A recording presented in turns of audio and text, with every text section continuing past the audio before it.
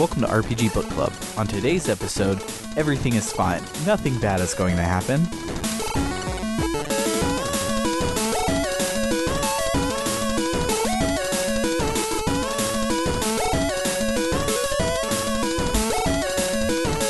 Hello and welcome to RPG Book Club, the podcast where we play long games together and discuss them in the moment. I am Sam Allman. I am Michael Rodriguez, and I get to use the accent in the Rodriguez whenever I want. Okay? I know you're there. I know you're judging me from over there saying, like, last episode he said Rodriguez. Now he's saying it like he's a white guy. I get to do that, all right? Let me live my life, all right? I'm Elias Warren. And you get to say Warren like a white person. Yeah. You want. Warren. I'm sorry. And you, today Mike. we'll be talking about the month of November from Persona 3.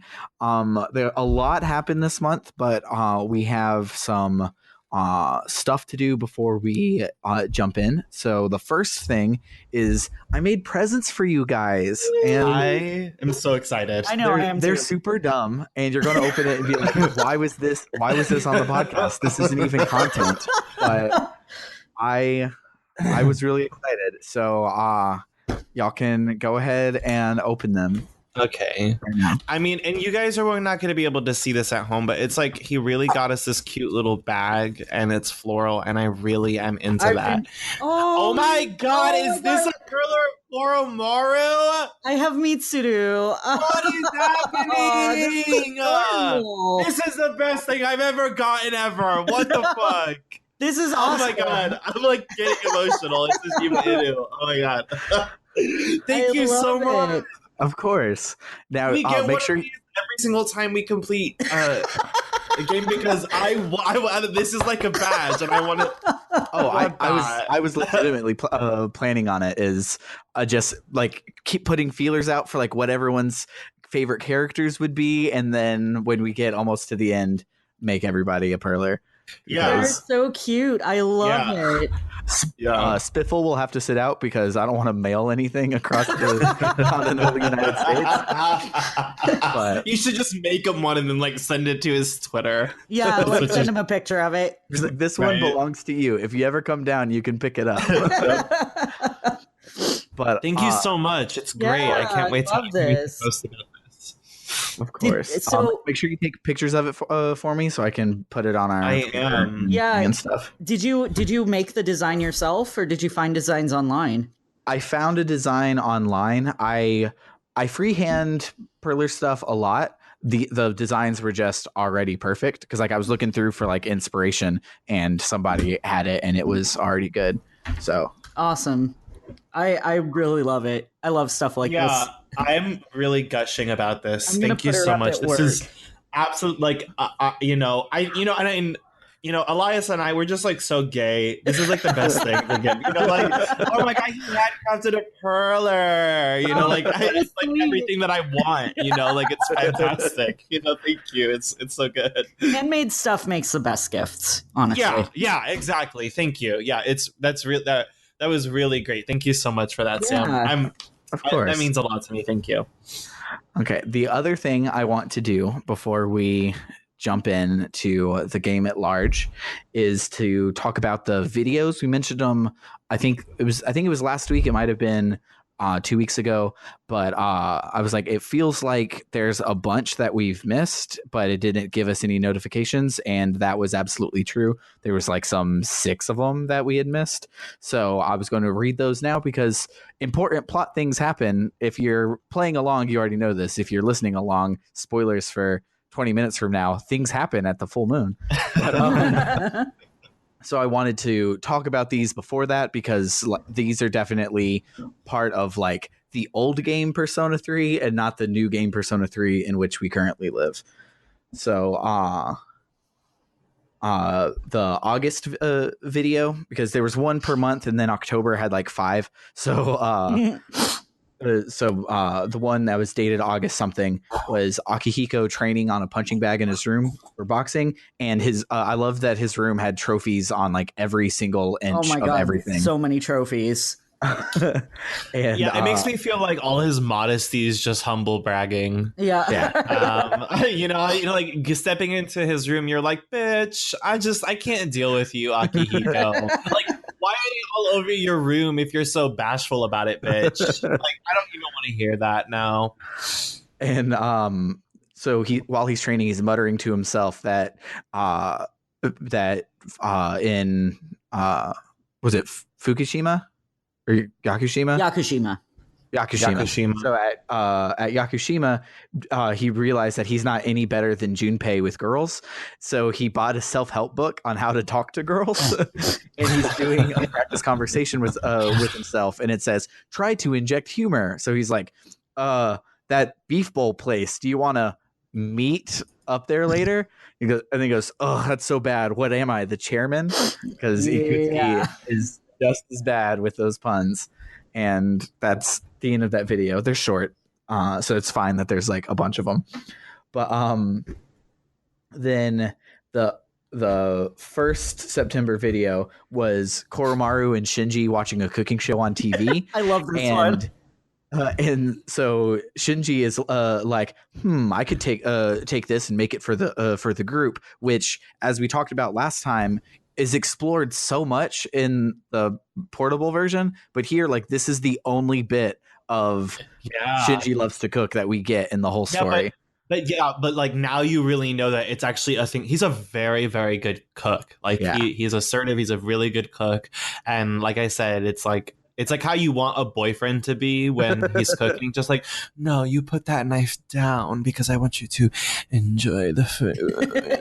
And like it's like very that. And you guys get a more front facing version of that, and we get the background of that plus a little bit because we see that that's just kind of like who he is, and it adds a lot of value. It adds like a lot of. I mean, it made it really sentimental with Shinji because of that. Yeah, and so the door opens and Aigis and Fuka walk in. So Shinji puts the magazine over his face to pretend to be asleep, and Fuka's like, "Wait, the magazine and the TV, like Shinji likes to cook. I do too, even though I'm no good at it." Which is like her entire social link is her being like, "I'm really shitty at making food, and I want you to fix it for me." And that's when she finds out in the game. What do you mean? Finds out what? Like it. Does she say that in your version? Yeah, so she says that to Shinji in the video right here. But does it not do that for you?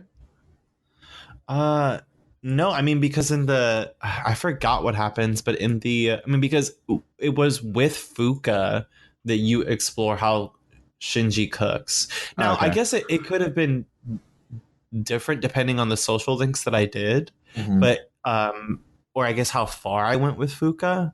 I don't know. Yeah, or just slightly different to like you, because like I, as the boy character, I'm bros with Shinji already, but with the girl character, you're friends with Fuka and you get to Shinji through Fuka.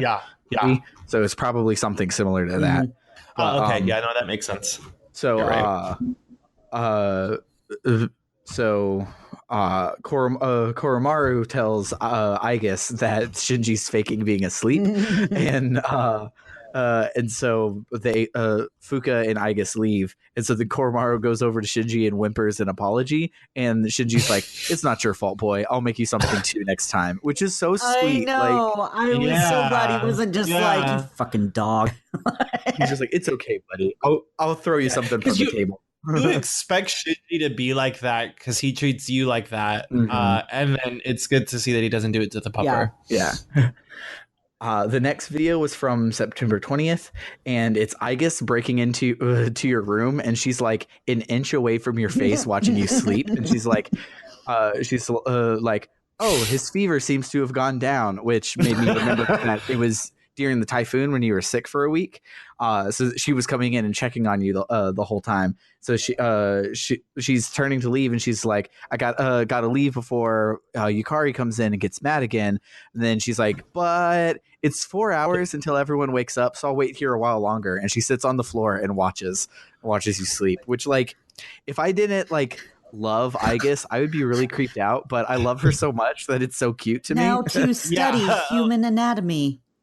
Yeah, it's very nice. It's pretty adorable. Because like in How I Met Your Mother, they talk about the Dahmer Dauber scale, where it's like if a guy stands outside of your side of your door with a boombox playing a song to you, if you like the guy, that's really sweet. If you don't like the guy, that's really, really creepy.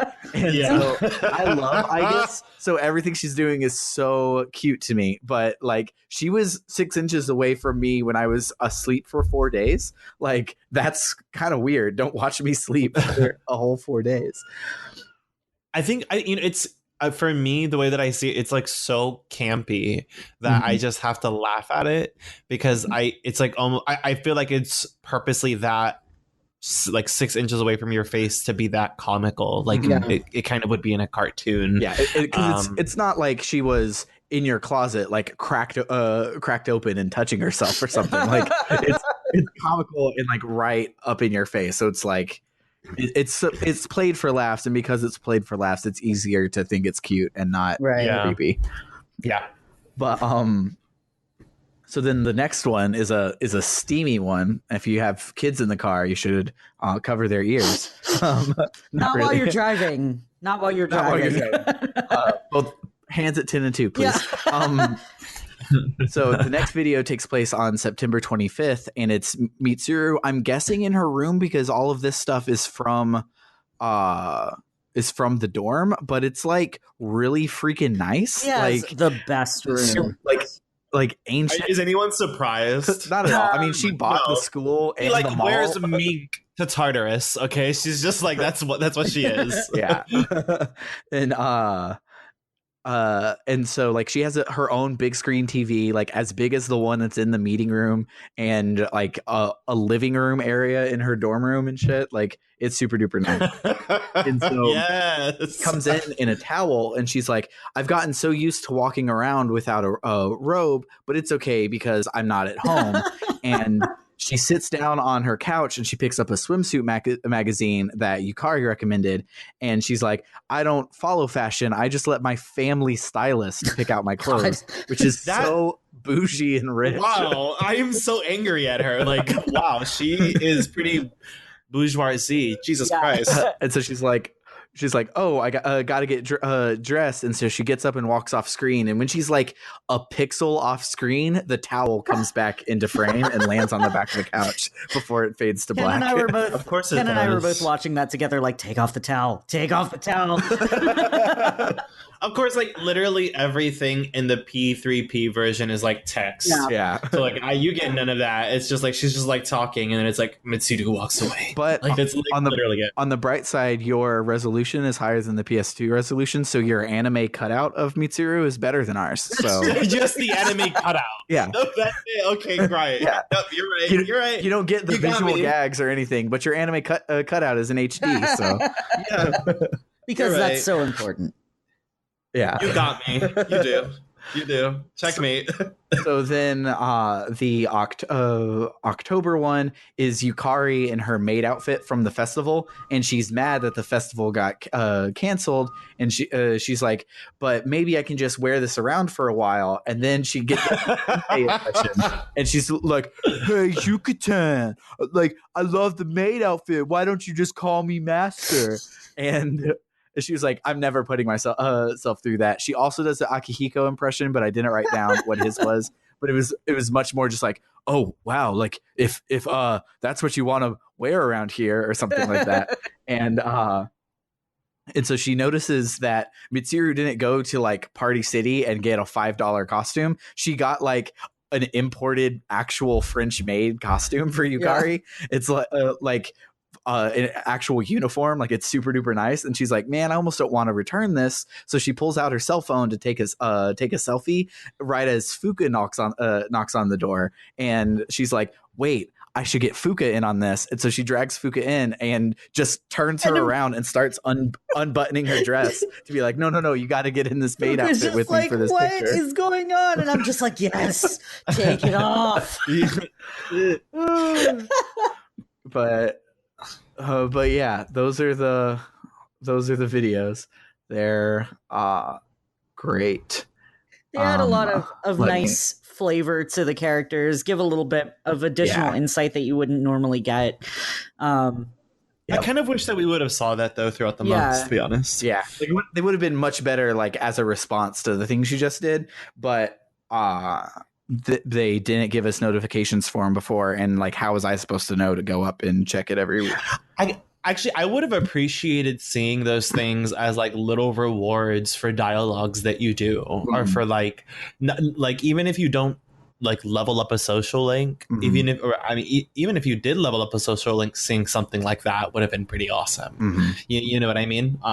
But it's kind of odd that it's like, I mean, I could see why by design that it's crammed in one night, because it's like for the design of it, it's recorded and stuff like that. So it's supposed to make you feel like you missed an event, or it's supposed to make you feel like life happened in between, you know? And to that end, I appreciate it, but also to some degree, I kind of wish that I saw some of it in some way. Yeah, I guess with the Shinji thing, I did. Yeah, what they remind me of is in all of the Tales games, you'll just be walking along, and then in the bottom corner, it'll be like press select, and it'll have like a title like "What Goes Around Comes Around" or something next to it, and you press select, and it'll pause your game and just bring up the talking heads, and they'll talk to each other and have, I love shit like that. Have a little skit shit like that. That's all stuff like this. That's like, I love shit like that. That's the best. It's like you do a quest thing, or a dialogue triggers a dialogue that you can optionally take. Like I live for shit like that. That's great. That's great storytelling. It's my favorite part about the Tales games, and I was playing one of them. I can't remember which one, but those skits. I was Tales of Symphonia. Tales of Symphonia. The skits aren't voice acted, so like you just have to read along with it, and it's not nearly as awesome as the other ones where you can just sit back and enjoy like a small movie type thing. But anywho, so back to the task at hand, which is talking about November. So a lot of things are about to happen, so strap in.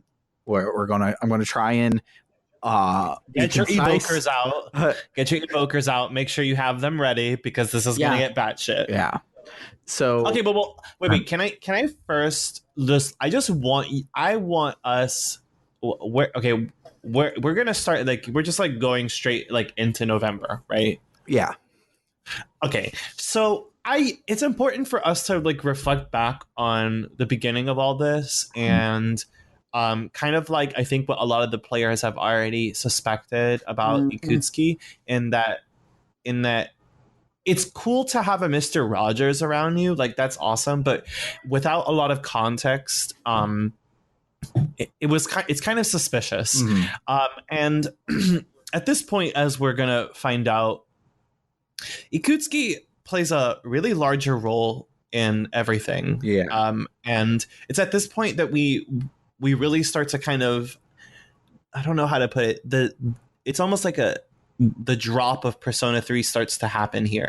I would say, like, this is when this is the arc of Persona 3. And I think right now is what we're about to hear, is like what I've been kind of like holding on talking about literally this whole time. Like you guys had so much things to say about Ikutsuki at the beginning, and I'm just like, Jesus fuck, God, like, you know, like I'm just like over here, and like now I get to like come back like Mitsuru, and just like yes, I'm just like yes, like now we get to talk about it. But it's important to recognize, like, all of these months, you know, really by design, in terms of design, we have played weeks in this game. If we were actually doing this as like teenagers, this actually would be happening every week, right? So that's every full moon we come in, like, talk about it, and it's actually pretty funny how like us as adults and you as a player, you have to manage it in the same way that you kind of would if you were in school. And so to that end, 3 people coming to talk about it again is like really, really meta for the game itself. You know what I mean? But now this is the part of Persona where, for better or worse, the story starts to become a little clearer. So on the 2nd is the day before the full moon, and everyone is gathered around talking about like, oh, I'm so glad that tomorrow's the last shadow. Look how far we've come. Look how quick everything went, and look how many new friends we have.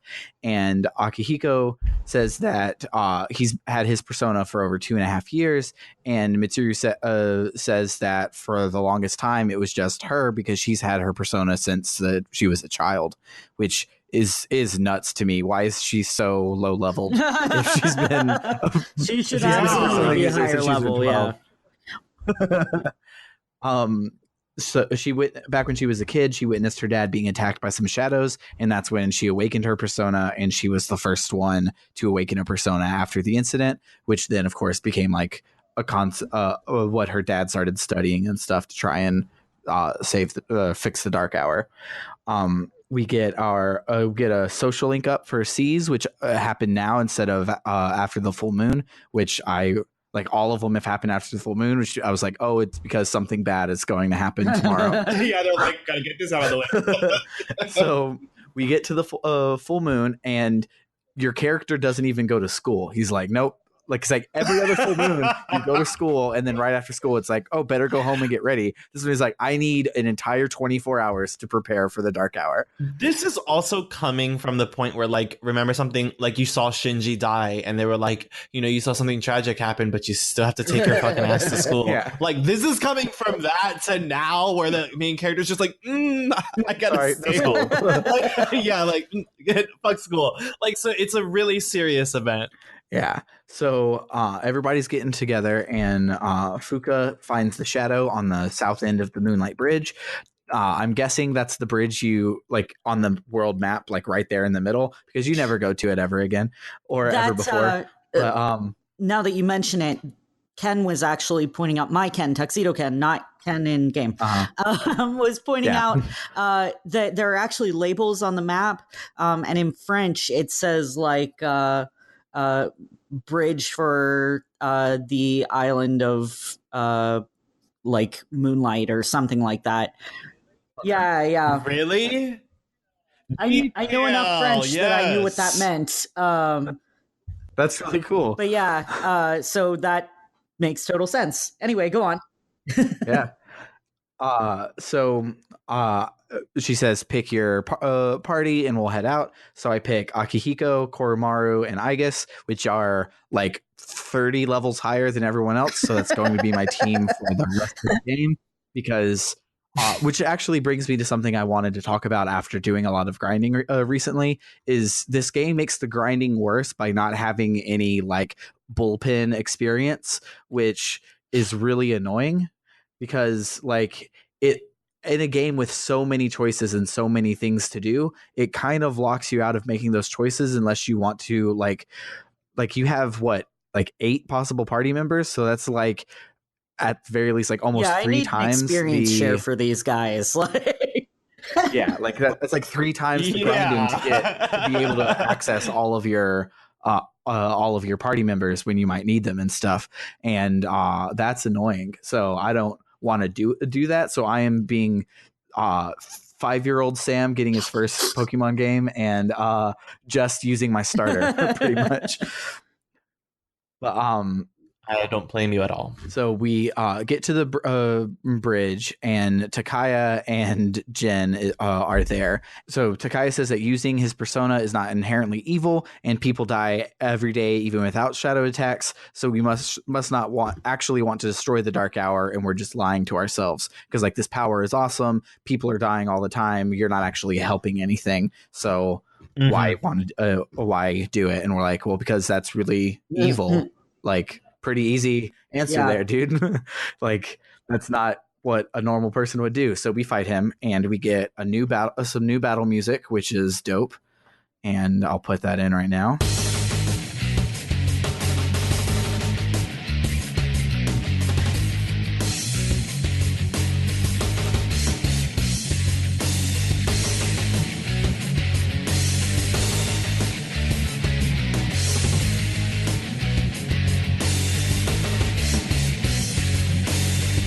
And then these guys went down really easy, which was like, man, like I was expecting so much more from the Strega fight. And it's because this full moon, you kind of have like a boss rush mode, because the boss battle is really easy. There's no real gimmick except for Jin reflects fire, so the only thing you have to do is not cast fire and then win. And debuff the hell out of like Takaya, because he can like power himself up 3 times. It's kind of crazy. Yeah, so what I did is I had Koromaru and Aigis on support, and their support, both of them have a make us miss everything, or make them miss us thing, and they have a no more debuffs thing. So they just are casting that every turn to cancel out everything that Takaya is doing. And yeah, so that one it was really short, and I was like, oh, that was super duper easy. So I then saw that the shadow afterwards is not, and so having to do 2 of them. Well, really, it was more like Mitsuru reminded you. She was like, "Yeah, great job, bitch, but focus." So and that's kind of like what happened in game. Yeah, before we get to the shadow, there is a little bit of story that happens in between the two. So after the battle, Jin says that he's like, oh wow, this must be the power of like an evoked persona, because we have to force ours out.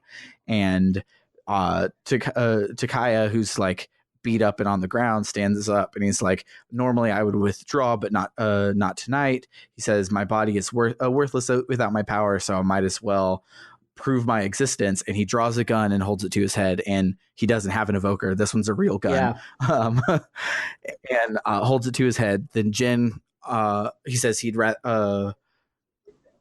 so Jin grabs him and tells us, fine, whatever, go and get the shadow in the dark hour. I don't even care anymore. I would rather die than surrender. So he pulls Takaya with him and jumps off the bridge, and as it says from the narrator, their bodies disappear into the blood red sea below. Everyone's like, oh my god, that's so crazy. And Akihiko's like, don't worry about them, they chose your fate. And Mitsuru's like, focus. yeah, literally.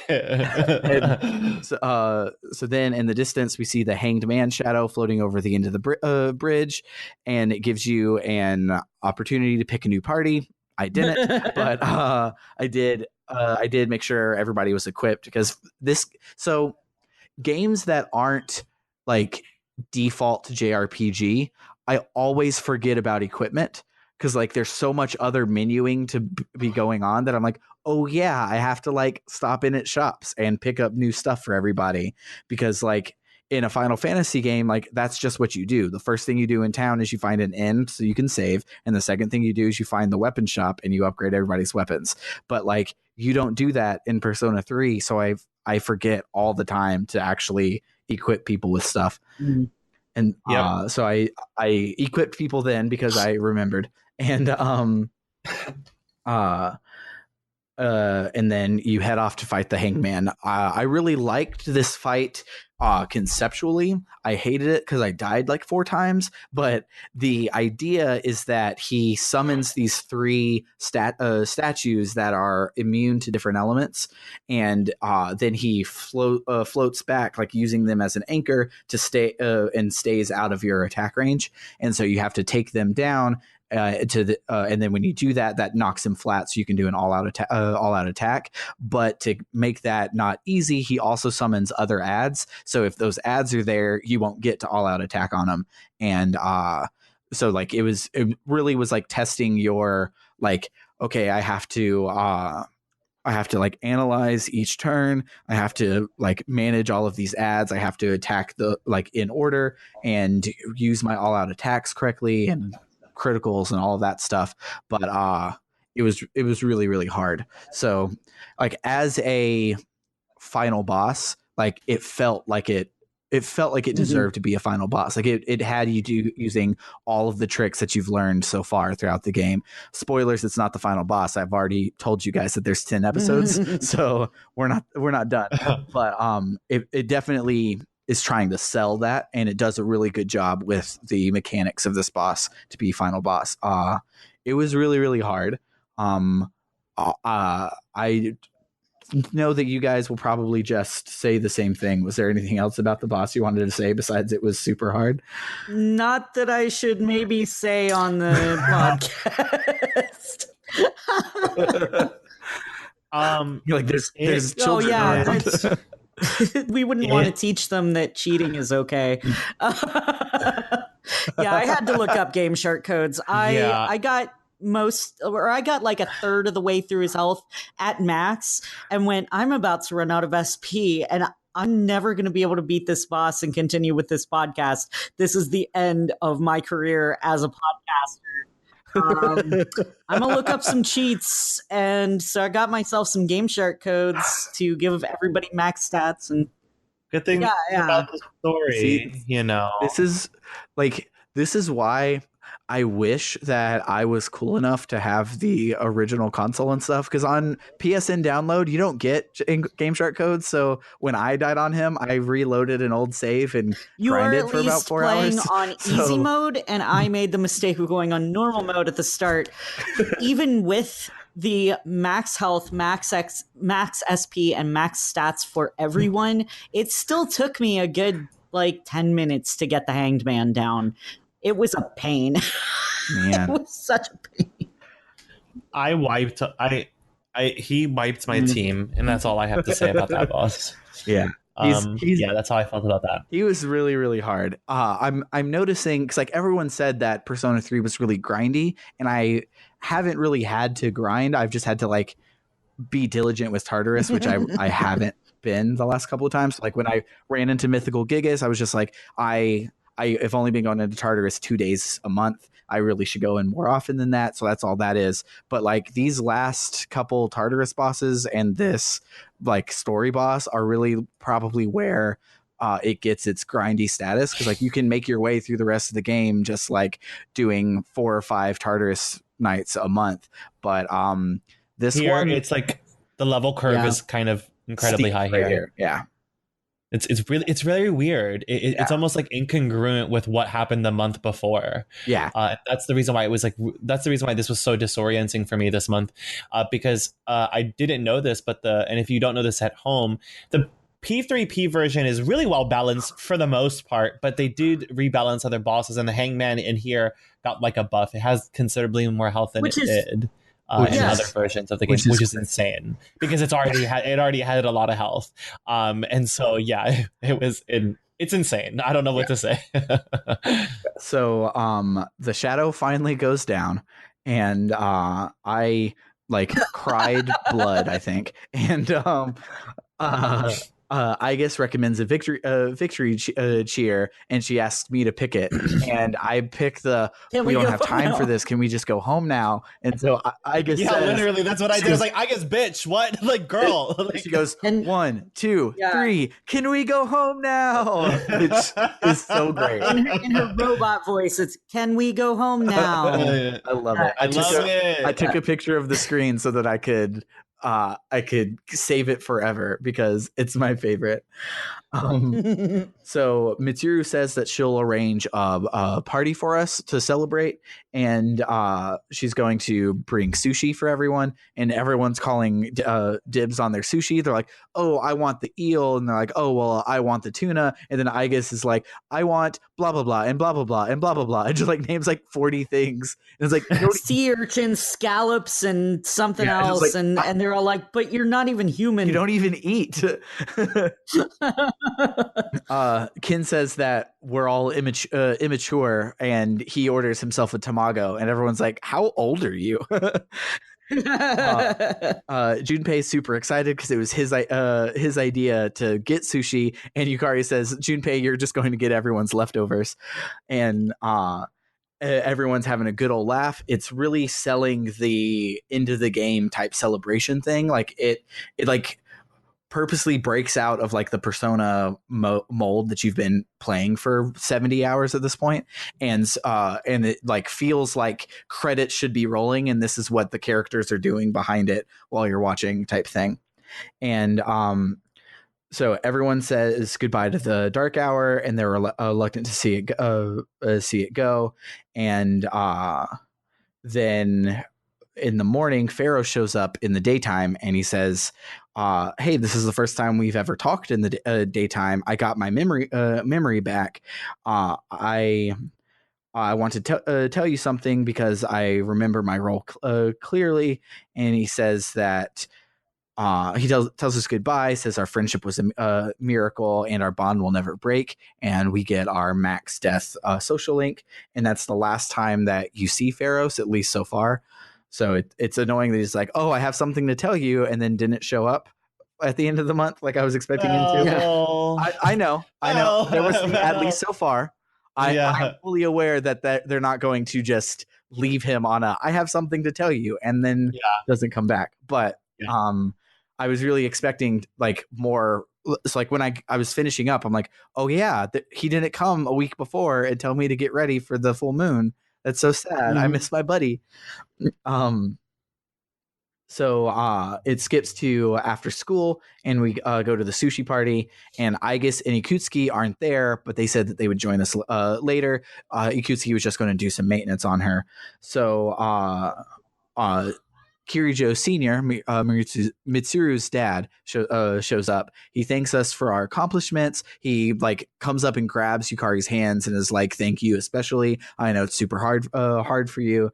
And he says that at midnight tonight, the seas, he calls it by the full thing. I forgot what it is already, but he says seas will be dissolved at midnight, and we can go back to just being teenagers.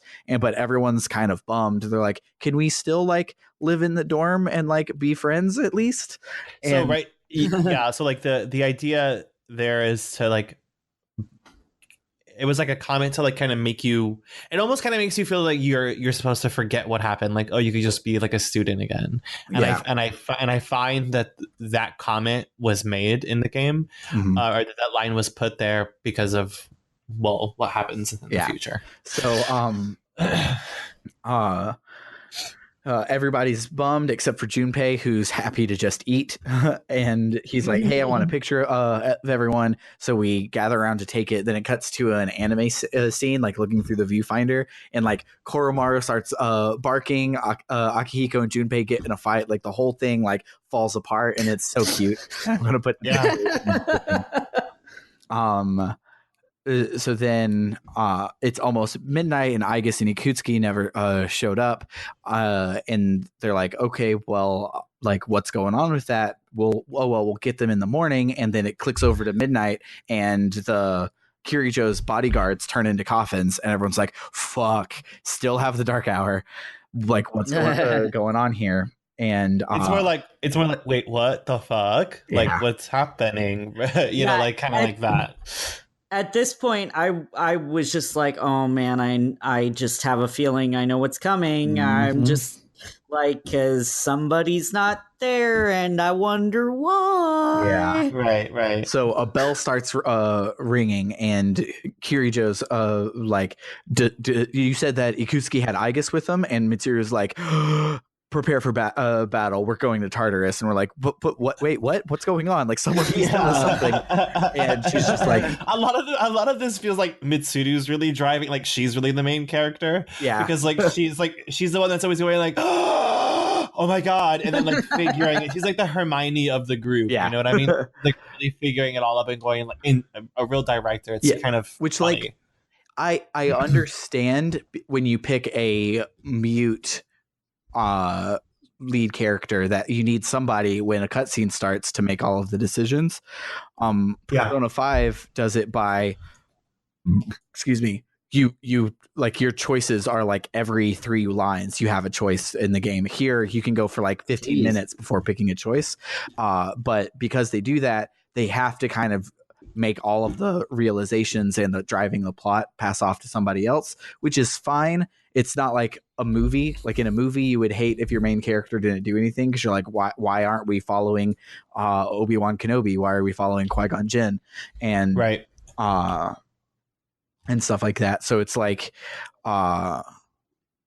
it's very weird, but it works here, especially because the main character per se is an ensemble piece, and it's really like you're watching C's as the main character, unless your actual player as the main character. I think that opens up a dialogue about how that probably was like a really intentional design, because you probably meet characters like the people in Persona in real life a lot, and so it can oftentimes feel like that's how people are anyway. You know, like you definitely know somebody who's bossy and somebody who's a little bit more like reserved. Like Elias said that, you know, like he reminds himself of Fuka. So, you know what I mean? It's like, I think by design, I mean, like it works mechanically, and for the fact that it's Persona, and that you do need a lead character, but also, I mean, people like the main character exists every day. Yeah. You know, like, you know, like a lot of, and it's not like he's completely spectators.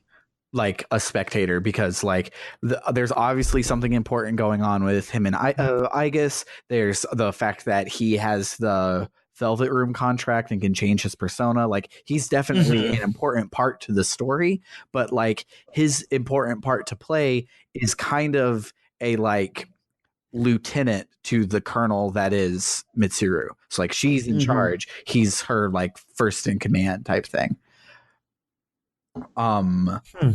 So yeah, so she tells us to prepare a battle. We're going to Tartarus. So we get there, and Ikutsuki and Aigis are at the door to Tartarus, and Ikutsuki's like, I'm using Aigis as a weapon, as it was all as she was designed to be. Mitsuru's like, it was all a lie, wasn't it? This whole time you've just been playing us. And he's like, yeah. Duh.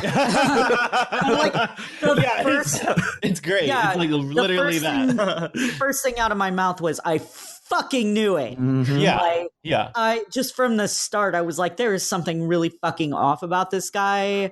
And yep, like when we were joking that he had serial killer hair, we didn't know he was literally going to be a serial killer. Right. So and the thing is, Ikutsuki maintains his demeanor here, and so there's this like really weird like factor in his personality that just seems so sociopathic. Yeah, because it's not like he's suddenly like, mwahaha. He's still the condescending little like teachers type. So he's like, it's okay. You guys just didn't know anything that's going on because I'm the adult and you're the kid. Yeah, very that. Yeah, it's just it really adds to display his lunacy almost, really. So he explains that he needed to reunite all the shadows so that they could form death and bring forth the capitalized fall. And he says that he was part of the experiment back in the day, but when the experiment failed, it didn't cause the dark hour. The experiment was designed to create the dark hour and bring about the fall. And there was a prophecy, which is so weird to be in a modern day game. Like there's been no like prophesizing going on before. So when he just started talking about the prophecy, it reminded me of the Gourmet King social link, and I was like, oh, you're just crazy. One of those people.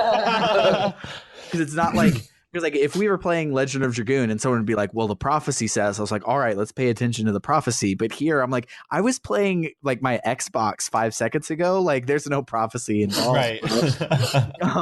So a prophecy says the fall will be brought about by the prince, who after the fall will reign as king. And he's like, that's me. It's all me. I'm the prince. I'm going to reign. And he says that he doctored the video of Yukari's dad to make his Kill the Shadows plan seem legit. Yukari is pissed, obviously. Yeah, that's super fucked up of him. So we're like, well, we're going to stop you. And he's like, all right, I guess get him. And she captures us and like ties us up on crosses in front of Tartarus. Which is like the most, if you don't know this now, but like, it's like, that's the most Persona thing that that can happen in this game. Is like, we don't know where the crosses came from, but the Shin Megami Tensei and Persona oftentimes reference a lot of biblical stuff, including like demons and stuff like that. So. They looked like they were made out of like girders or something. Yeah. And it looked like they were on like the entryway to the school before Tartarus proper starts. So it looked like Tartarus was a tower right behind us, and we were there like semi close to the ground. Yeah. But so Aigis has Kirijo held in front of Ikutsuki, like down on the ground in submission, and Ikutsuki says that the prophecy is fulfilled, and that Grandpa Kirijo is a failure, and even Dad Kirijo is a failure. And Kirijo is like, well, my father was wrong. Like we only crazy people would consider death a deliverance. And Aigis like breaks out of her programming a little and is like, I'm not going to kill this guy. And Ikutsuki's like, well, if you he's like, well, I guess I'll just have to do it myself. And so he pulls out a gun and he shoots Kirijo, who falls down dead. And he's Kirijo like, shoots him. Kirijo still shoots him though too. Yeah, Right, they pull out their they both shoot pull each out other. their guns It's to a do it. duel. They shoot each other, but Kirijo dies and Ikutsuki does not. So Ikutsuki's like, "Hey, Aigis, go and kill everybody." And so she turns around and she Mega Mans her hands into her guns and stuff and is about to shoot us, but instead she shoots our restraints to let us down. Ikutsuki's like, well, you're defective, and pulls out her control device. And then Best Pupper in the World saves the entire day. Like, literally, this game would die if Best Pupper didn't just jump forward and take the control device out of his hands. Probably how he feels about it too. Yeah. He's just like the rest of the game, everyone's like worrying about stuff. He's like, why? Like, I won. Like, I did it. I saved your asses. What do you mean I still have to eat Walmart brand dog food? Like, I get the good stuff now. I saved your life. Basically, he just goes on some tangent saying like it's hopeless to like to live in this world or to try to find for reasons in this world. This world is created, or it's inhabited, but it's filled with void because people are bullshit, essentially. He does end up dying because he's just bleeding. He falls off the building, doesn't he? Yeah, I thought he fell to his death. It's a little vague if he's dying from his bleeding or dying from falling off the building. Either way, he's dead at the end of it. Yeah. And then Yukari's like, how did it come to this? Mitsuru is looking at her father. She said that she had become a persona user to protect him. And then for me, at least, everyone's at a loss of words. Yeah, that's what we have to. Soon the dark hour will end. And then Akihiko picked up the stunned Mitsuru, and then just everyone returned in the dorm in silence. And all you could do was rest. Yeah. That was one of the lines that you used. The game was like, go, you can't do anything else. Good night. Yeah. So then the next day, where you go back to school, and everyone's like, oh my god, Mitsuru's dad died, and they're like, all these people are falling mysteriously ill on full moons. I wonder what's going on with that. And in class, you get a text from Akihiko, says, I need to talk to you all. So after school, you have a meeting at the dorm. Yeah, he's like, his room's cleared out. We're going through his stuff. He was a super crazy person.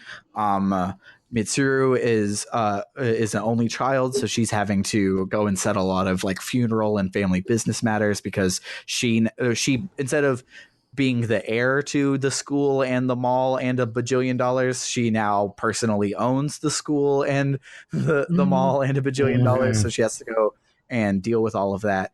And Yukari's like, oh, I hope she's okay. And Junpei's like, what'll happen to Chidori, like the person that we for 3 months now have had kidnapped and held in the Kirijo hospital, and just kind of fucking forgot about for a while. Really, yeah.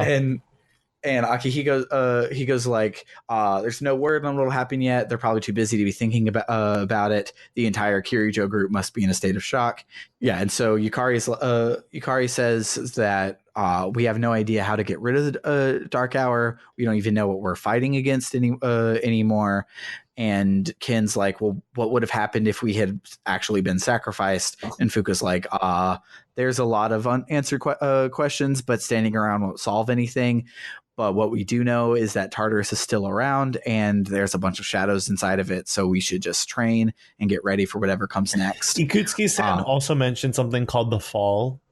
Yeah, I mentioned that. Yeah, and Ken was like, what the hell was that? Yeah. And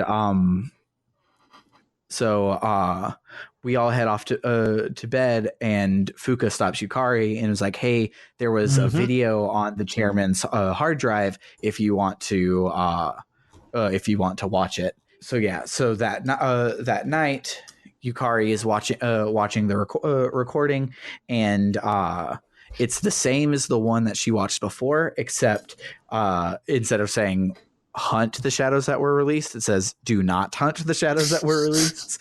Kind of an important 2 words to be missing. And her dad goes on to say that the leader of the group was possessed by the devil, and if the shadows all join together, we'll be doomed. And then at the end, don't know why Yakutsuki had to take this part off. Like, it didn't foil his plan. He just was making him look like a crappy dad. There's a message at the end that says that Daddy was the happiest man on earth when he was with you, and I cried because I'm a dad, and that was right there at my heartstrings. And then I realized while I was typing up my notes here that because this music had been used like 1 or 2 times before, but I didn't realize what it was. The music is a medley of the Tartarus theme and Burn My Dread, the theme song for Persona 3. And it's a medley of them together on the piano with like strings, and it's super sad, but like brilliant. And I don't have enough time to play the whole song, like, because it evolves over like 3 minutes and it's awesome. It's really a wonderful music. It's really a wonderful track. It's so good. But I'll probably do like the first like 30 seconds or so right here, so you can hear it go from the Tartarus theme into Burn My Dread, which is pretty great.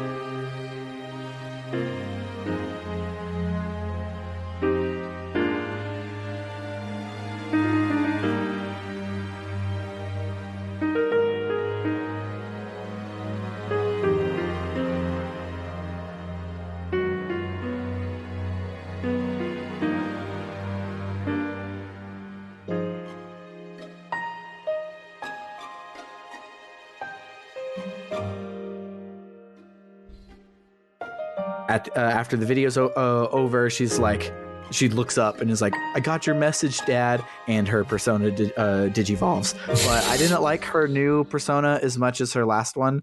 Like every other person has been like, oh my God, that looks so cool. And this one, I'm just like, can you go back? You kind of look like a helmet now, and you looked like a Autobot from Transformers. I like the new one. I think I like the new one better.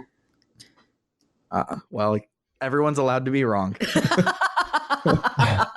the two queer people in this show like it, and the one straight guy doesn't. So you're anti-gay. That's like that's all I can get. You hate us. Sorry, that's all I can get. That's like literally all I can get from what just happened. We can turn this back around on you as well. Yeah, I was just gonna escalate it completely. just take it from 0 to 1,000. Let's just do that. Yeah. So after her persona digivolve, she goes, I finally know what I'm fighting for. And then during the dark hour, Igor takes you into the Velvet Room, and he says that we've changed mentally, but reminds us of our contract that we are free to choose our own path, but we alone are responsible for our actions. Which okay. This was one of the things that was like things are going to be different for the rest of the time that you play this game. Good luck. Well, so here's the thing. He's referencing the contract. The contract is referenced at the beginning, in the middle, and right now. And it's all referencing during times of, well, the first time it's referenced when we see coffins and death, like a tone that people get. And then the middle, I forget what was the specific date, but it was also reminded by Pharos. And then now here after the Tartarus thing. So this contract is really analogous to a lot of death. And it's important to, and Igor and as you already now know by this game, like they're not reminding you shit that like this isn't happening for the irony of it. I think it's supposed to feel like that because of the narrative, but really it's not. And Igor really wants you to remember this contract for a reason that I hope is becoming a little bit clearer now. So on the 6th, finally, 54 minutes in, we've made it to the 6th.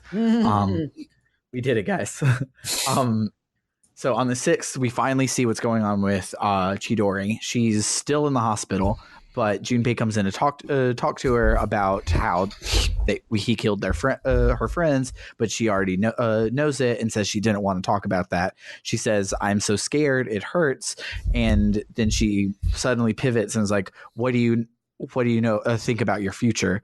And he's like, "LOL, I don't know, but I noticed you stopped cutting." And he like reaches to like look at her hands, and she's like, "Don't touch me. It used to be fun when you came to visit, but now it hurts inside. Don't ever come to see me again." And the next plot thing that happens is on the 9th, a new boy is moving in, and to me he looks like Loki, like Tom Hiddleston's Loki. Yeah. And Loki looks like him. Yeah, there you go. I mean, fair. Yeah, Ryoji Mochizuki is his name, and when he comes in, he like introduces himself in class, and I guess like looks at him, and she's like, I don't like that. I don't like it. I don't like that. Like, and she like literally looks at him. He's like, "Hi, good morning," and she's like, "You're dangerous." And everyone's like, "What the fuck? I sorry, she's weird." And you know, he's kind of flirtatious in a way. He is super Junpei, and I realize now that we get to this point why everyone loves Junpei is because Junpei has a really like tragic story this month and gets replaced by a worse Junpei.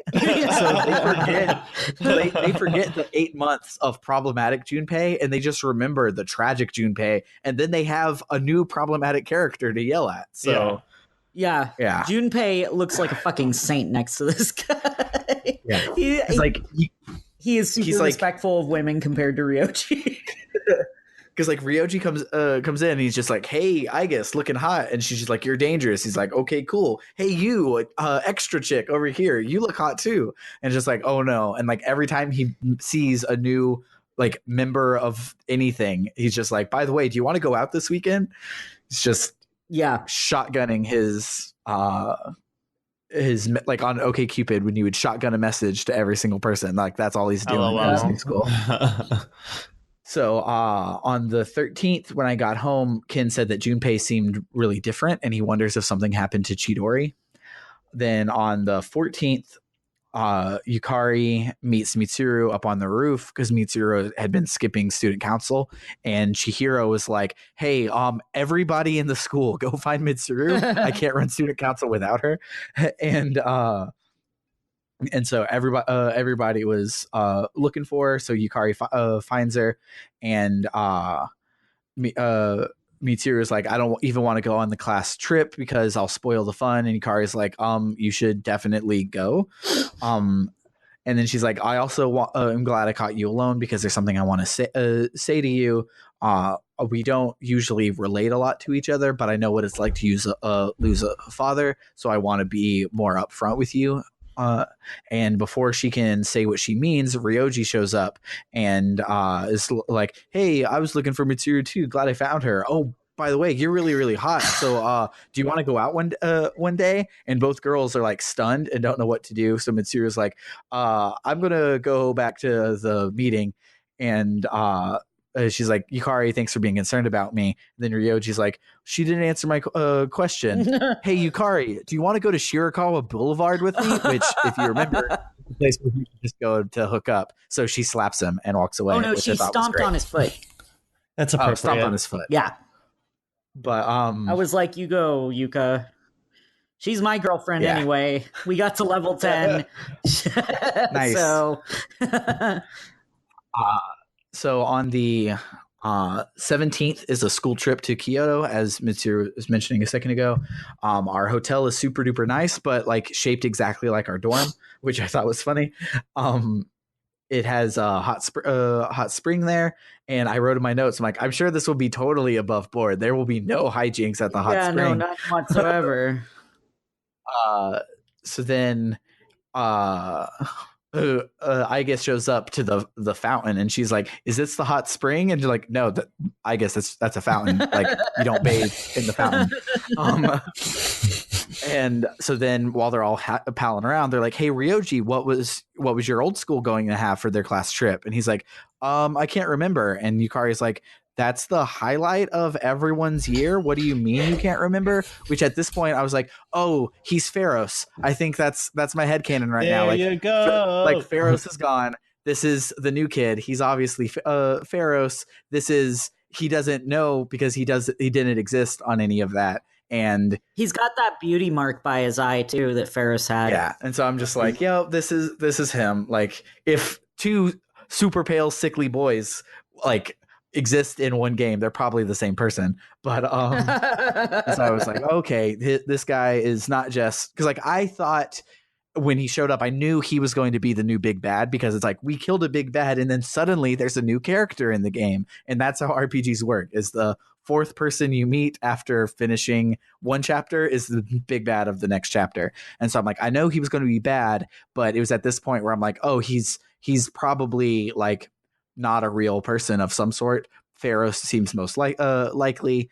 And because he could have been like someone else from the incident that's been like leveling up his persona stuff this whole time to become the avatar of death or something. Like, could have totally been, but like with Pharaoh saying, oh, I got all my memories back, this is the last time we'll talk, and then a dude that looks like Pharaoh showing up with all of his memories, it feels like that's what it is.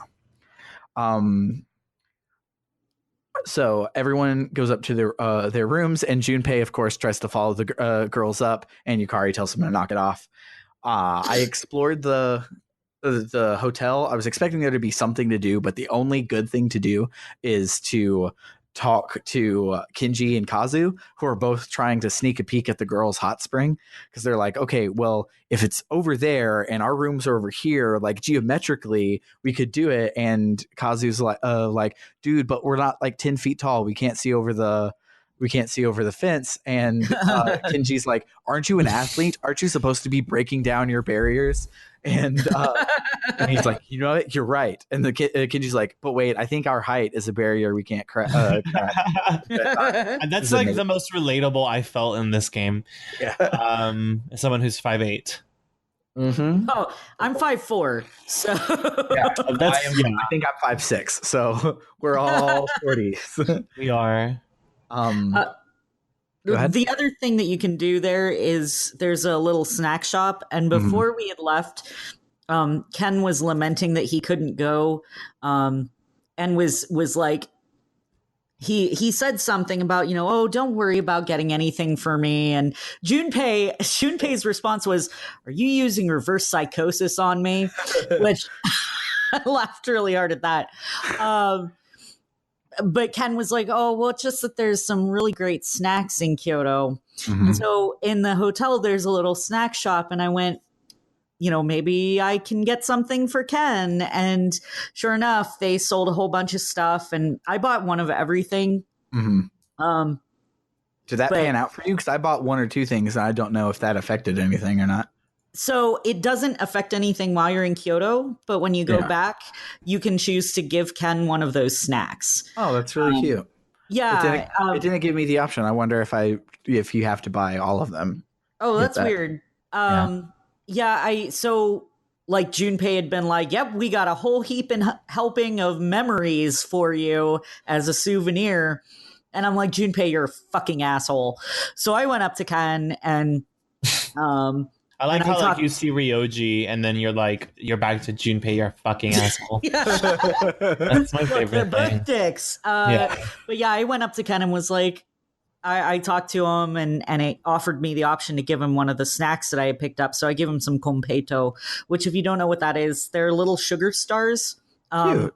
They make a big appearance in the second Sailor Moon movie. Okay. How do you spell it? Konpeito, Konpeito. But they're a traditional Japanese snack. And so I gave him some of those, and he was like, "Oh, I love these!" So he was really happy. That's awesome. But it was just a cute little interaction. It didn't really affect anything. It was just neat.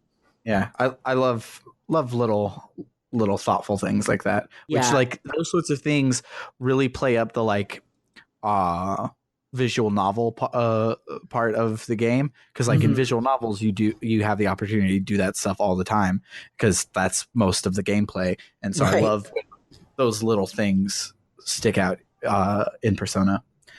But so the next day while we're on the trip, you go out sightseeing during the day. You don't get to see any of it. It's a black screen that says you went sightseeing, and then it brings you back to the hotel. And there's like some pictures that are taken. Yeah, so it like takes the pictures while they're doing it, but that's about it. So then afterwards, Mitsuru is on the bank of the river and she's staring off into the distance, and Yukari comes up to talk to her. Yukari tries shooting the breeze for a second, and Mitsuru is like, why are you still concerned about me? Our days of fighting together are over. There's no reason for us to be friends. Mitsuru is like, none of this matters, and in the end I failed. And Yukari is like, failed what? To protect the person who's most important in your life? And Mitsuru is like, you read my mind? And it's like, well, yeah, it's kind of obvious. You're grieving and your dad died. Written all over. Yeah. And she's like, right, I fought to protect him, and look what happened. I'm a failure. My dad took all the responsibility on himself, and ever since the incident, he's looked dead inside. So I was fighting to relieve my dad of that guilt, but now my life has no meaning. And Yukari just comes up and slaps her and changes the subject. She's just like, we're not talking about this anymore. That's like, such an anime thing to do. It's such an anime thing to do for people to slap each other when they're upset, and I'm just like, that seems unnecessary.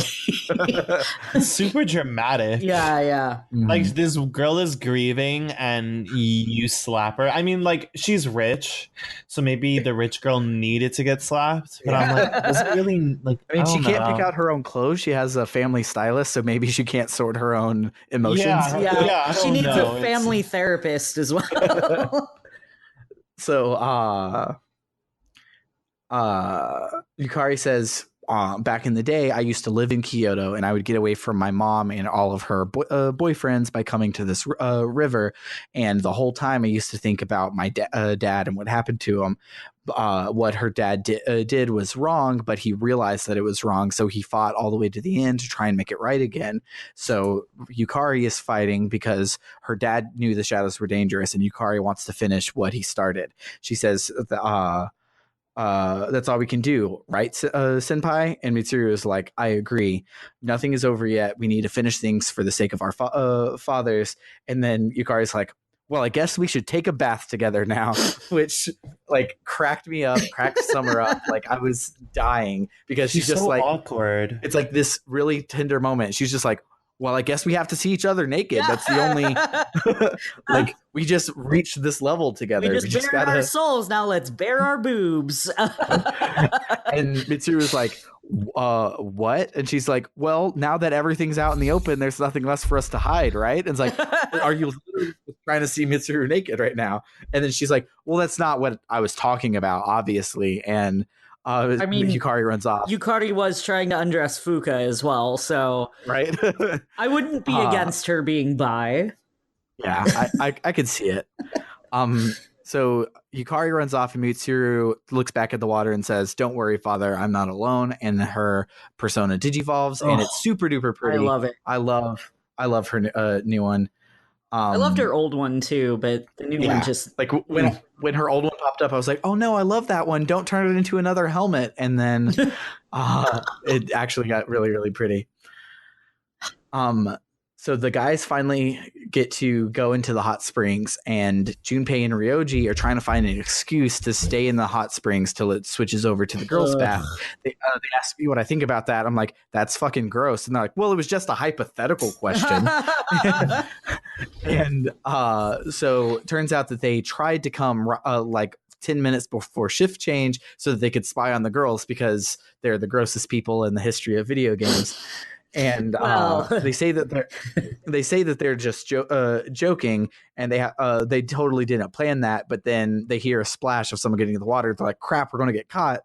And Ryoji's like, "Well, we'll just say it's a misunderstanding." And then you hear it's Yukari and Fuka. And then my favorite bit, and Michael, you don't get this because you're on the PSP, but similar to when Shinji fought everyone without the anime scene back in Shirakawa so long ago, the models here is Ryoji tries to stand up and Junpei grabs him and forces his head underwater to like shut him up. Nice. And it's like, it's so great, greatly animated, because like 90% of this game is just the character models in an idle animation, like standing around in a circle while they all talk. But when they do little stuff like this, it's amazing. So then all four of the girls from Caesar there, and Akihiko hears Mitsuru as the final one. He's like, oh no, we're going to get expelled. It's Mitsuru. She's not going to think it's a quote unquote misunderstanding. She'll execute us. And so Yukari hears the boys and is like, Fuka, go check over there. I think it's a ghost, which is amazing to me that still after all of this, Yukari is afraid of ghosts. And so then there's a mini game that I sucked at. I don't know if it's possible to win it, but I did not. I did. It is possible? I did. Okay, I did not. Yukari and Fuka were coming over. They said go on the right, but they are on the left, which upset me. But I guess it would be their right now that I'm thinking about it. But they're coming down over there, so I go the other way, and there was Aigis, and she sees me, and she's just like, life forms detected, and so then Mitsuru is like, I'm going to execute you. And so at this point, I thought they were about to pull a space funeral on me, because you can't save in Kyoto except for right before you go into the bath. So like, because there was a save point, I was like, they're going to just kill you because if you got caught, because it's funny. And I'm like, this is so great. But I realized that people might not have saved right then, and it would have been really cheap, but I would have laughed my ass off. But so it looks like it fades to black, and it took forever, at least for mine, to load the next thing. But it goes to the cuts to the next day, and the boys are all talking in hushed tones about their quote unquote execution, and that they'll never remember it, but they don't say what it is. And the girls are all refusing to talk to him. What happens if you win the minigame? If you win, the girls just talk about how warm it is. They have a little conversation with each other and then decide to get out. And then it pans back to the guys, and Junpei and Ryoji have passed out and are like floating belly up in the water, and they're all red like fucking lobsters. And Akihiko's like, well, guess we got to deal with this now. So the next day they're all chatting together and are just like, all right, we take this to our graves, brothers. That's cute. Yeah, Junpei said, like, Yukari came up and was like, what are you guys talking about? And Junpei's like, nothing. So yeah, it was pretty great. I actually was worried about failing it, so I was like, I'm gonna do my best, and I managed to get through it. Yeah, I did not do good. So with that, you leave Kyoto and you head back to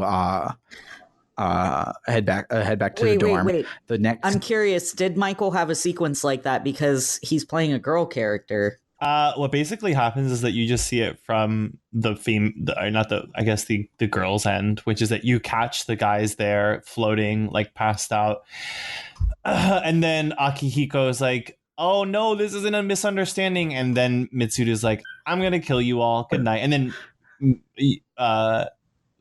I guess it's like, it was great knowing you. That's literally what she says. It's pretty hilarious, which is great. So the next day, it shows Chidori in the hospital, and she started drawing again because a few times back she said that she hadn't felt like drawing anymore. And then while she's drawing, she hears some really loud noises outside of her hospital room, and it turns out to be Takaya and Jin. And at that point, seems like she might not be down with Strega, because they were like, you don't have a choice. You just have to come with us. And it seems like she's not like, these are my friends, but more like, these are my coworkers in the life that I've ended up in with myself. So Takaya says there's nowhere for you to go except to come with us, and they say we don't need to be afraid of death. We have something else to be afraid of. And when they leave the room, Chidori is like, ever since I've met him, I have been afraid of death. And it's obvious she's talking about Junpei, even though it's left to be like, ooh, I don't know who's she talking about there. But so the next day on the 22nd during the dark hour, Fuka wakes me up and says to go to the fourth floor. She senses some Persona users outside of Tartarus, and it's Strega. They're still alive. She says, but there's only one. It's just Chidori, who then takes over like Fuka's powers to talk to us, and it's just like, come and get me, bitches. And Junpei is really upset by it, and he runs off before we could. Fuka says she only senses one person, but more than likely the other two are nearby. It cuts over to Tartarus, and Junpei's there with Chidori, and he's like, why are you doing this? We shouldn't be fighting like this. But the way that he phrases it sounds like they're having a couple fight. He's just like, look, I know that I mess up all the time and I'm not good enough for you, but we can work through this. We shouldn't be fighting. And makes me feel that like he thought of her as more than a friend, just like she obviously has thought of him as more than a friend from what we've seen while she was alone. And super obvious here in a couple paragraphs that they think that way about each other.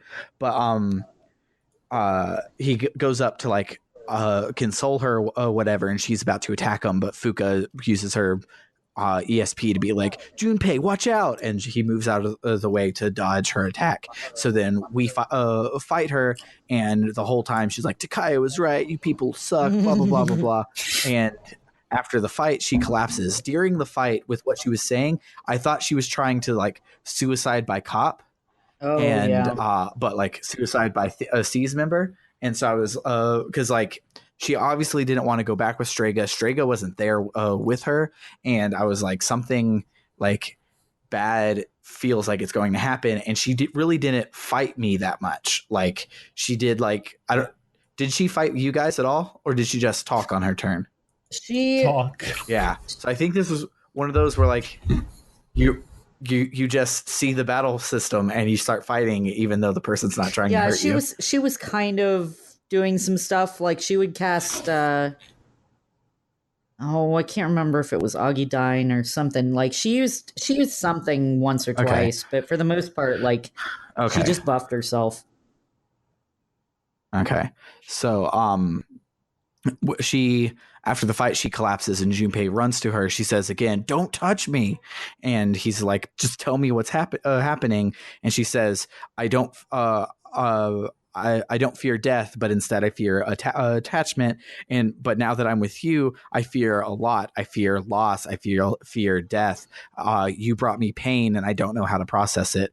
Then of course, Jin and Takaya show up and they say that they must have been chosen by fate to stay alive because they didn't want to live, but they ended up living anyways. Junpei says he's going to protect Chidori with his life. And Takaya's like, cool story, bro. And shoots him. And Junpei falls down dead. And I'm like, fuck, they're just killing everybody. Like every time I start to like a character, they're just going to fucking kill them. I was pretty upset at them killing Junpei. Yeah, because last week, I was like, Shinji isn't that like invested of a character for it to matter that he died, but Junpei is definitely an invested character that it would matter if he died. So I was like freaking out, but I knew that Chidori could heal because she healed like the plants in her room and stuff at one time. So I knew that this probably was going to be some crazy bullshit. And of course it was. So Junpei wakes up in a hospital, but it's all like faded and dreamlike. And Chidori's watching over him. She says, I was wrong. I blamed you for my heartache, but it's because I've never felt this way before, since before I met you. For the first time in my life, I realized what I want, and I want to be with you forever, but I'm too different. Ever since I gained my power, I've known when I was going to die, and I was afraid of it. And that's why we couldn't be together. But that's also why Junpei can't die. So then, back in front of Tartarus, Chidori starts glowing and Junpei comes back to life. Fuka says that Chidori's persona emits life, but to revive someone, she must give up her own life, so she dies in Junpei's arms. And like this, I thought was really cool on a bunch of like more levels besides just what had happened. Because like what had happened is cool. It's like, oh, like they were in love and she gave up her life so that he could live. Yippee! But the whole like. She knew the day that she was going to die, which means she knew she was going to die on November 22nd, 2009.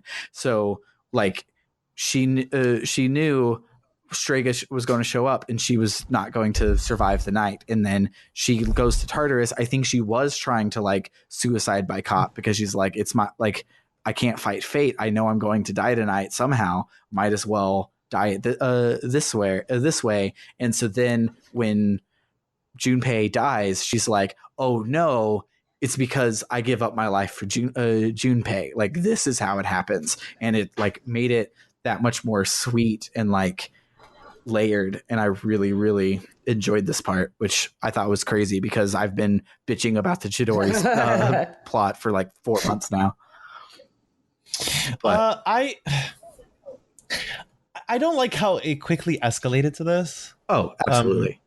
without like, I mean, I like the end product. Like it's dramatic and it's good because of that for me. Mm-hmm. But it's also just like very escalated. I wish I would have saw more between these characters, but we went like 2 months without Junpei going over to see Chidori, and I'm just like, why did we not get more of that? Of what we know, right? At least of what we know. Yeah, you know, I guess that's the whole gag about it. Like, oh, like you didn't see it happen, but it doesn't mean it didn't. Yeah, we've seen a lot of things that didn't, or that we weren't there for. Exactly. So. And like. Because like I've said this a lot off mic, and I'm going to go into it a lot in our wrap up episode for Persona 3, but the pacing specifically of the Chidori thing, like when you kidnap somebody, you really can only be a like sympathetic character if they're kidnapped for like less than a week, and here she was kidnapped for 3 months. And if we would have got this whole story like over a week, it would have been still really, really fast, but it would have all been like it would have been fast the whole time. It wouldn't have been 3 months of literally nothing happening and then 1 day of going from don't touch me, don't see me ever again to no, I said that because I'm in love with you and now also I'm dead. Like all of that being in 1 day after we've waited 3 months felt unbalanced. If it would have all been in 1 week, it would have been fast, but it wouldn't have felt as fast because it would have all been like contained or something. But I agree. Other than that, I loved the resolution to it, even if I didn't like the journey to it that much. So Takaya says, "Oh boy, what a meaningless death," and Junpei's like, "No, fuck you. That's not meaningless. That was my homegirl." And he pulls out his evoker and summons his Digivolved persona, which is like the same one but like Super Saiyan, which I thought was really cool because like everyone else has been like reminiscent but different. His is like literally like the same model, just like a Super Saiyan version of it, which I thought was really cool. So then he uses one Agidine to just like fuck up Jin and just like blow him away. So it's just like, it's just me and you, Takaya. And Takaya's like, okay, my turn. And he just aims the gun at Junpei. He's like, I can shoot you again. I have 6 bullets in this gun. Only used 1 so far. But then Jin grabs his hand again and is like, don't forget about your mission. And Takaya's like, okay, sure. You guys suck. I'm outie 5000, uses a smoke bomb and gets away. Junpei is like goes back and he's holding Chidori again, and Aki's like, Junpei, don't waste the gift that Chidori gave you. And it then fades to black, and the narrator's like, everybody's really sad and they gave Junpei some space. So then the 24th through the 27th is all the career experience week, which is like a work study type thing that it doesn't show you any of. It's just another excuse to skip days in the middle of the month. And at the end of it, you find out that Junpei played hooky the whole time because he was sad and he didn't want to do any of it. On the 28th, everyone is hanging around telling Junpei to cheer up, and the hospital was going through Chidori's things, and they sent her sketchbook to Junpei, and Junpei's like, oh, I don't know if I'll ever open it, because Chidori always said that her drawings were abstract and they weren't for anyone else. They wouldn't be understood. And Yukari's like, well, I just want to look at it anyways. So she opens it up, and the first page is a super detailed sketch of Junpei. And that's not what Junpei needs after like a week of straight crying. But it still brought him out of his funk in the end. And he goes over to me and he's like, I finally agree that you can be the leader of C's, because I'll need your help if we're going to stop the Dark Hour. Which, like, it's been 6 months, dude. You probably should have realized that I wasn't taking you on any missions.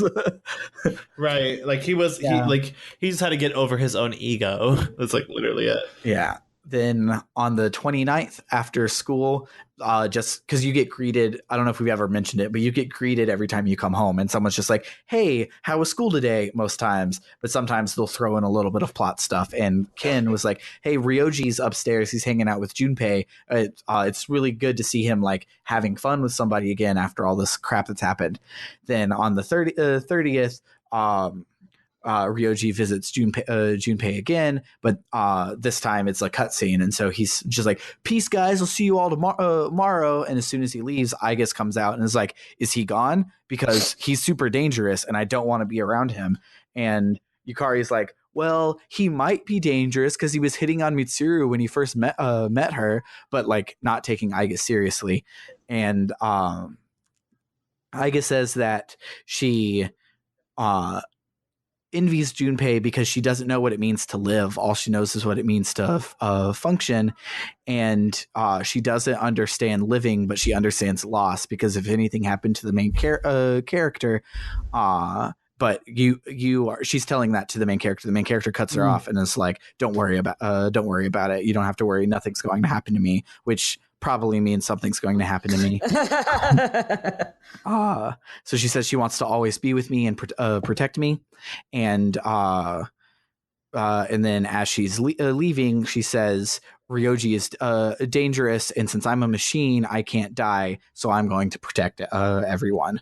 And that is the last bit on the 30th before we start December, which December 2nd is a full moon. So I don't know if this will be our blue moon or if January will, but we have some exciting things coming on. Probably double dungeons here for one of these next weeks. Yeah. LOL dungeons. Most of them have been a conversation, not a dungeon.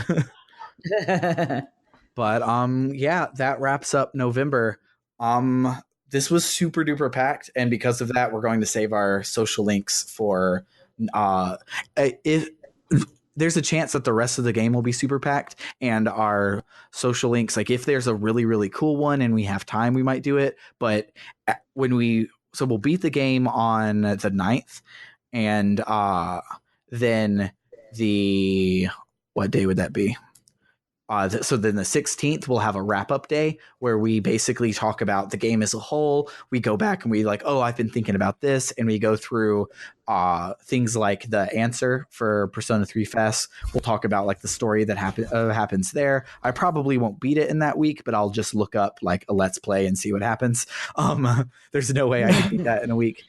This week was really hard for me to catch up in time. But we'll have that follow-up day, and that's when we'll go through the rest of our social links probably, unless, of course, next month is not very light. But this month we had 2 boss fights that didn't happen on a full moon, so anything goes for the rest of the game pretty much. Yeah.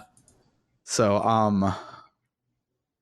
yeah, that's pretty much all I needed to talk about. Eli, what was your favorite part of this chunk? I really liked the interactions between Yukari and Mitsuru. I like that Yukari has a way to really relate to Mitsuru. Like it's really tragic circumstances, but now they have this way to connect with each other and to care about each other more than they did before, is just being, both part of C's. Did you, after their thing, did you explore this the spa all 3 days, or just I pretty much just explored on the first day. Okay, I didn't so really like go around too much on if you other days. explore on the second day, Yukari and Mitsuru aren't hanging around in their normal spots, and if you talk to that's right. to Fuka, she's like, yeah, they're in Yukari's room. I heard them giggling, which like makes me so happy. Mitsuru deserves to giggle. Yeah, she has, I don't think has ever giggled before this day, because she's been a Persona user since she's been 5. So it's like, that's right. So I had gone around on the second day rather than the first day, but yeah, I do remember Fuka bringing that up, and I was like, oh, that's so awesome. Yeah, and I was really happy that they were like becoming girlfriends finally, and because I think that they've both needed it. And to piggyback on that, the video when she was like, yeah, Yukari lent me this magazine, but I don't give a shit about fashion, like you could tell that like they've wanted to be friends, but it just hasn't ever worked before, because like they haven't found common ground, and now through a shared empathy of their tragedy, they found a way to relate to each other, and it's kind of awesome. Yeah. So I was super happy about that, and I like both of those characters a lot, so it was good to see them finally able to connect in some way. Yeah. I'm not sure if the like realization 5 minutes after Chidori died, like what it meant when she died and all of that stuff. I don't, because I love subtext, like to be the opposite of what we talked about last week about how Eli has to be told the subtext. I love subtext. Like, for instance, one of my favorite games of all time is Mass Effect 3, including the ending that was given to you, because the ending is 100% subtext. So spoilers for like 100-hour game that you should totally play. But the ending basically boils down to you get shot with a laser and you come up to this like little star child kid, and he's like, make a choice. Do you want to kill the bad guys, try and control the bad guys, or try and fuse the bad guys with the good guys and give peace a chance? But what actually is happening, the way that like it's using subtext, is it's tricking you, the player, into thinking that the good ending of kill the bad guys, you've literally been playing for 3 games to kill the bad guys, it tricks you into thinking that's the bad ending. So you pick one of the other two endings, and those are the bad endings. And so it's one of those like super subtextual things that like when I played it for the first time, I'm like, oh well, let's give peace a chance. And then I sit there and I'm thinking about it, and there's like YouTube videos dissecting it, like no, the red bad ending was actually the good ending, and it's like amazing. And I tell everybody as much as I can about it every time. And so I'm a sucker for subtext like that. And the subtext there was like really, really awesome, where she's like, I've known that I was going to die today, and I'm choosing to not die in battle, but instead die by giving up my life for you, which I thought was really, really cool. Yeah. But seriously, you should probably play Mass Effect. It's a JRPG where you shoot people. Like, it's made by Americans, but like the way the games work is a JRPG way more than a Western RPG. I have no interest in Mass Effect. I figured you wouldn't, but it's super good. It's one of my favorite series of all time. What about you, Michael? What was your favorite part? Was it the Hanged Man fight? Was that the part you enjoyed doing the most? Oh God, fuck off. I liked how, God, I just had it on the tip of my tongue. I was just like articulating it in my head too. I liked how the game introduces this concept of death in a really, it's like Shinji dies, you ignore that. These 2 Strega dudes from what we understood, kill themselves. We ignore that. Chidori dies, and then we just like have to move on. And the game is like hinting to you like every step of the way that death is like a part of this game and the themes that it's trying to sell. So what I like about it is I guess how that's becoming like more obvious that a lot of this is like this game talks about death a lot. But Mitsuru's even mechanically, if you take too long on a floor of Tartarus, literal death shows up to kill you. Right. And so I don't know. I think my favorite part though, like if I had to choose just like a few single parts, I guess it would be like when Ryoji showed up. That's when I feel like the ball started to drop for me. Because like when Ryoji shows up, it's like is the start of a new chapter, and this last chapter has been 70% of the game, but those first 2 months, like so much stuff is happening like every single second, so it feels like that again where like every day there's a new thing that's like figuring out what's happening with Strega, figuring out what's happening with Ryoji, like figuring out what it means to still go to Tartarus and all of that stuff, where it's like it's the new chapter, and it makes things super different. Like even though Ryoji hasn't done anything yet besides be a creep, like it still is like a big signifier that the game has changed. That about wraps it up for this week. If you liked what you hear, you can hit us up on Patreon at patreon.com/rpgbookclub. Next week is the cutoff for voting on our new the next game we're going to play. The poll is incredibly neck and neck, but so if you want to affect that poll, you can go and throw down $1. Like you can throw down $1 for 1 month, make your vote, and then cancel your subscription until we beat the next game. I don't care. Just if you want to vote, you can throw down and cast your vote that way. If you do decide to throw some money, we only use it to offset hosting costs and the cost of getting the next games to play. It's not like we're sitting over here trying to make a whole bunch of money. We just want to be able to do this even when, like, if all three of us get fired. Right. Yeah. It'd be nice. You can also chat with us on our Twitter. I personally actually deleted Facebook this week. I didn't make a big deal about it, you guys, because I hate people who make a big deal about it when they delete their Facebook. But so and most of the time when I'm like surfing, I'm surfing on the RPG Book Club Twitter. So if you want to chat with us, I'm active on it a whole lot more now, but I'm still more active in the Discord. So if you go to our Twitter or go to our Patreon, you find one of us on the street, you just yell loud enough, you'll probably get a link to the Discord, and you can come in and hang out with us there. We talk about all things RPG, even things that aren't like super tied to RPG. Like the other day, I just shared a thing about Doug from Disney Channel, but we hang out in there a lot. And if you talk to us on Twitter, that's at RPG Book Club. Don't remember if I said that or not, but Doug was from Nickelodeon. I know he was on Disney Channel later. He was on both. Yeah, but he was Nickelodeon. Like he was Disney Channel one wasn't good. He was the OG Nicktoon, and then he became a Disney Channel kid. We could make a separate Doug podcast, probably.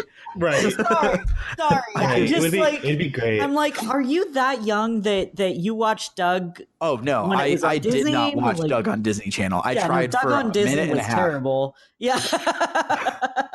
Like anywho, if you want some high quality content like you just saw, you should join us on our Discord. But other than that about does it for the week for RPG Book Club. I've been Sam Allman. I have been Michael Rodriguez. No accent this time. No accent today. No accent this time. No accent for the exit. I'm Elias Sailor Eli Warren, and you should watch my Let's Play channel on YouTube. Awesome. And we'll see you next week. Bye. Bye.